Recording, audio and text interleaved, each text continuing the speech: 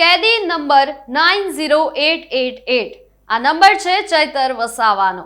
નર્મદા જિલ્લાના ડેડિયાપાડાના ધારાસભ્ય ચૈતર વસાવા સાથે જોડાયેલા કેસમાં હવે મોટો વળાંક આવ્યો છે। રાજપીપળા કોર્ટના ચુકાદા બાદ તેમને અને તેમના સાથી આરોપીઓને વડોદરા સેન્ટ્રલ જેલમાં ખસેડવામાં આવ્યા છે। કુલ 9 લોકોને આખરે જેલમાં મોકલવામાં આવ્યા।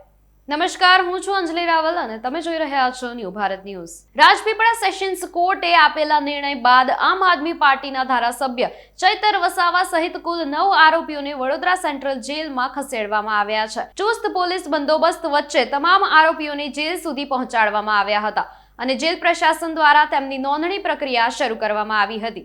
માહિતી મુજબ ચૈતર વસાવાને જેલમાં કેદી નંબર 90888 ફાળવવામાં આવ્યો છે અને હવે તેઓ આ નંબરથી ઓળખાશે।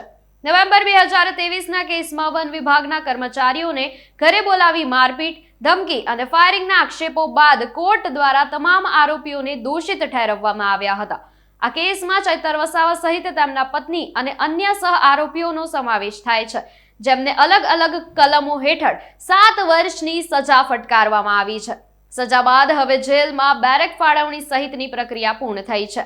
સાથે જ આપ પાર્ટીની લીગલ ટીમ દ્વારા હાઈકોર્ટમાં અપીલ કરવાની તૈયારી પણ શરૂ કરી દેવામાં આવી છે।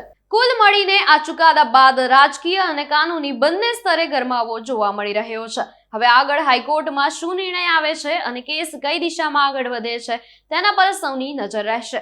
આવા જ વધુ અપડેટ્સ માટે જોડાયેલા રહો ન્યૂ ભારત ન્યૂઝ સાથે। નમસ્કાર।